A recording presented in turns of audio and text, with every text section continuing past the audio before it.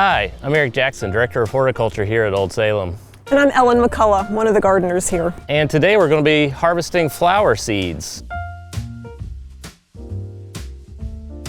So Ellen, could you tell us about the flowers that we're harvesting seed for today? The flowers we grow in the gardens in Salem are heirloom varieties or native plants that the Moravians would have cultivated in the time period when they lived here. And they're different in some significant ways from modern hybrid flowers that you might find in a regular garden center. The varieties that we cultivate retain the fragrance that many of the hybrids have had taken out of them. They also tend to have a more graceful form so that they blend well into mixed beds and borders with other flowers. And they often are better at attracting pollinators, because their more simple and open form provides a landing spot for those insects.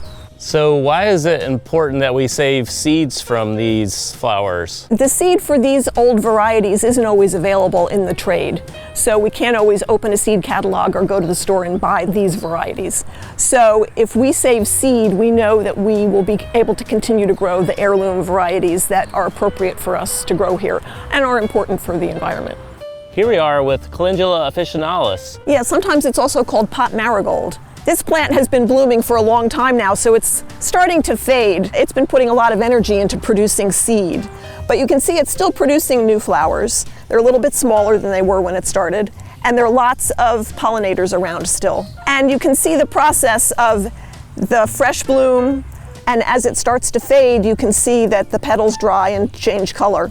And as it continues to dry, we end up with these whole seed heads, and this comes right off into my hand, which we can take to the seed lab and dry and store to use next year.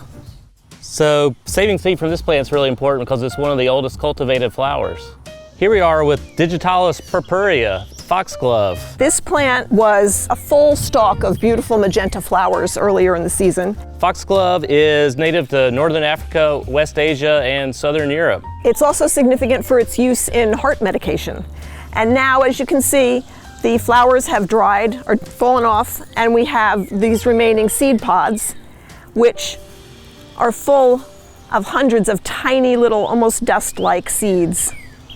And one of the things that will be great is that this should reseed itself in this garden so that it'll naturally appear here next year. This is Aquilegia vulgaris, or the European columbine. This is a plant that was blooming earlier in the season, and the flowers are gone, and it's left these little urn-shaped flower pods, and it reseeds readily in the gardens here. One of the reasons for that is that this is almost like a little vase, and when you turn it over, the seeds fall out, and it reproduces readily. There are native columbines. The Aquilegia canadensis is a red and orange native columbine, but this is a native to Europe. The Moravians brought this with them and may have been the first ones to introduce it and popularize it in the United States. This is Gladia pulchella, or commonly known as blanket flower. And you can see here is the flower. Here's sort of the stage after the petals have fallen off. And here's one where the seeds have started to dry on the plant, and it falls right off.